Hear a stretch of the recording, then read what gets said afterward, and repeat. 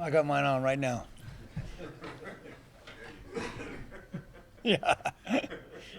More ways than one. Coach, ready? 9 players caught passes. Is that by design for you? Are you trying to do that, or is this kid just finding multiple guys? I mean, you don't have a Mike Evans, I get it, but like focusing on one guy. What was the scheme behind that? 9 different players catching balls. Taylor just did a really good job of going through his progressions and getting to the open guy. I mean, that's really as simple as that. He got off to a hot start throwing the ball, and he was getting, a lot of times in all football, college or pro, you try to scheme it where number one's open, and a lot of guys don't make it past number 2. But he was getting through his progressions, in a really high level in this game, and so, we didn't have any plan to throw it to that many guys. It just worked out that way. When it comes to being a more mobile quarterback, sometimes you want to hold the ball down and run and try to hit a home run if something simple's not there. How good was he at just getting the ball out on time and in the rhythm of the offense on Saturday? That was by far his best at that, and he's been working hard at that, and that was by far his best. Where has he come the most in the last month with you? Where has he gotten the best? Well, right, yeah, that. I mean, because that he just hadn't been doing much of that before, and that's nobody's fault. He just hadn't been doing much of it, and that was just a big jump. I mean, it was a big jump on Saturday night, and I think if you polled every quarterback who's known as a running quarterback, they probably don't want to be known as a running quarterback. They want to just be known as a quarterback who can run, and Talon probably is no exception, but that's a question for him. Not just the progressions, but also just using his legs to just keep the play alive and wait, and then we'd see the open receivers coming across the middle after a while. I mean, how much does that benefit of what he can do too? Or like Mike's saying, he doesn't just take off; he's willing to wait, even if he has to move a little bit and just find somebody open. That's one thing he has done from the get-go. Go clear back to the Oregon State game. He does do a good job of keeping his eyes downfield when he's in a scramble type situation. So that's something that he had when he came from high school, or he had that from somewhere because he already had that. And you can see it on the Oregon State tape. What's the key of getting a quarterback's timing down with his receivers? Working on it. I mean, it's really not that complicated. Like, your routes are either based on depth by yards or by steps, and the quarterback's footwork, whether it's in drop back or whether it's play action, whether it's boot, your quarterback's footwork has to be tied into the depth of your receivers, and that's a lot of guys just takes them a little while to figure that out. That, I mean, if you're late, you either got to speed up your feet or take less steps. I mean, that's not brain surgery. A quarterback that can also run. You look back, he was 5 of 10 for 48 yards in his first start. I mean, just to see the 4 weeks and the progression that he's made. I mean, is he a quarterback who can run already? Well, we'll see. Time will tell. I mean, time will tell. So, Talon played great. I mean, he's deserving every ounce of credit that he's getting because he played great in that game. And I told Craig right when we walked off the field, I said that guy will be Mountain West Player of the Week for that performance. He deserves everything he's getting. And the second he and I hit the locker room, the first thing we started talking about is, now that you've done it, you got to be able to do it more than once. And he's awesome about stuff like that. You've been around enough quarterbacks to know that you might have a sense of do you get the sense that something special is brewing with this kid as a college athlete and a college career that he could possibly have? Do you feel something different here? He's an awesome kid. I mean, he wants to learn.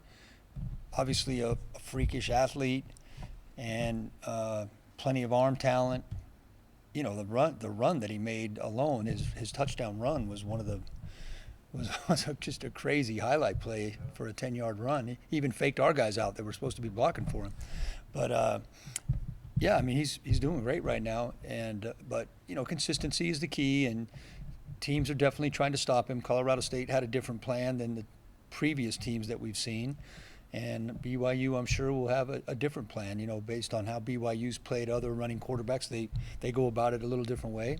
So, when you do have that threat, you're going to see multiple looks on the edge. You obviously like the McAllister kid. He keeps playing and playing better. continuing? What's impressing you, and expect to see more of him? He's a playmaker. He's a playmaker. I mean, you notice it in practice. He's the guy.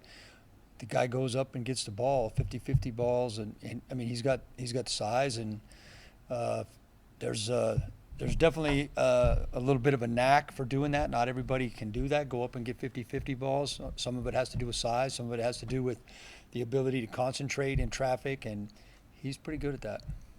Every now and then we tweet about you, and Maurice Jones-Drew will comment on something on Twitter. Have you heard from him at all? And I think he called it God's play. Yeah. What is that? Some of the players were telling me, I did not see it, but some of the players were telling me about it. So I think when we were in Jacksonville, we only had two plays, power and ISO. Power was strong side straight downhill, and ISO was open side straight downhill. And Kennedy Palomalu was our running back coach at the time. Andy Heck, who's with the Chiefs now, Mike Tice, that was our offensive staff. And we ran power about a zillion times a game, and Coach Palomalu started calling it God's play. You know, Maurice, when he would come off, he would either be calling for God's play or ISO. Run God's play, run ISO. And so the players were telling me, we actually did run it a couple times the other night. We ran it from an unbalanced look. So Maurice probably didn't recognize it because we weren't in the straight I formation the way we used to do it. Who's George Kalani remind you? I mean, last couple weeks ago you compared Ashton to Maurice.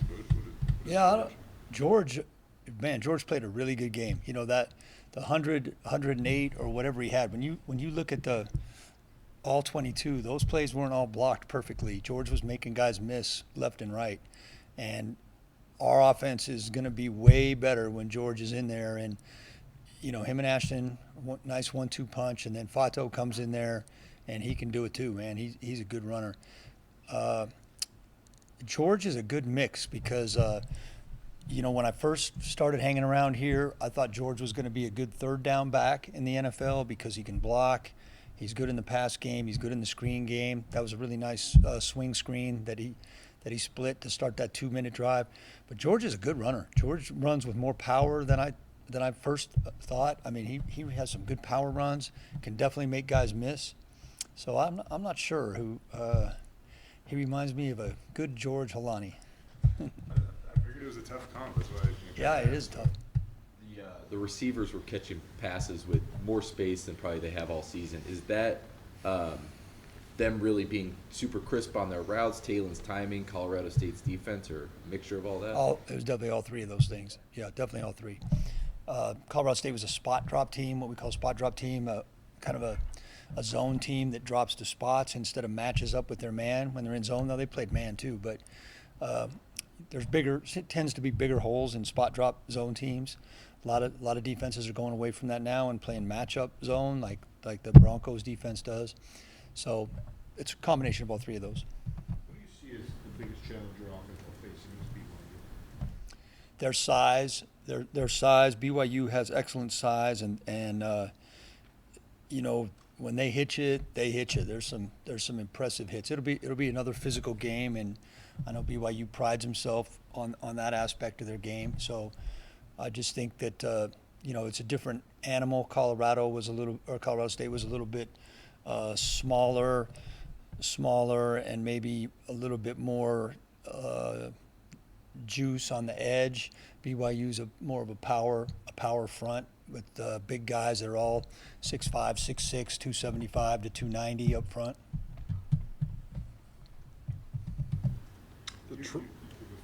The trend of firing coaches. We've got number 6 today. Obviously, it was Brian Harsin. As a coach who's been in all levels. Mm-hmm. And fired. Yep. I wasn't going to say that. Yeah.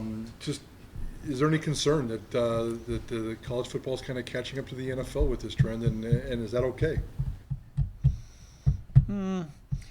I have a couple thoughts on that. One, obviously, with the money that they're paying guys at all levels comes expectations. I mean, so that part, I get that. I mean, I think the second part of that is we have to realize there's families behind all those coaches. It affects a lot of other people. It affects all the assistants, all their staffs, the coaches. But just with the increase in money comes with the territory, and all those guys including me, that got fired. Nobody put a gun to our head. We all knew what we were getting into, and Harse will land on his feet just like the other guys do, and he's still a really good football coach. All you got to do is look at his record. Sometimes, for whatever reason, and I don't know anything about it, sometimes it's just not the right fit. I was going to ask about the offensive line real quick, because you guys had some guys shuffling in there, and it didn't really seem like play dropped off for the most part. But how did you, what did you see out of those guys that were shuffling in? I mean, Dallas, I don't know, that's easily probably the most he's ever played in a game. Yeah. Our offensive line is making everything go. So our offensive line is playing at a high level. It's not perfect like anything else, but any success that we're having on offense is starting with those guys up front. They're playing hard. They're playing physical. They're playing with confidence. They're really communicating well, and we were fortunate when you get ahead like we did. You get to play some other guys, and that's how you build your depth. And Coach Avalos is always talking about that, building your depth, and that's the way you do it right there. I mean, when you're in a bunch of close games, sometimes you can't get everybody in there that you want. So every team needs games like this, hopefully on the positive side, not so much the negative side. Last week we asked you about the red zone. You guys were 7 for 7 with 7 touchdowns. There's literally no way to be more efficient. You said that you were conservative last week. What changed? Was it play calling? Was it execution? Like, what led to? I mean, I've been around here for a while. 7 for 7 with 7 touchdowns, as rare as it comes.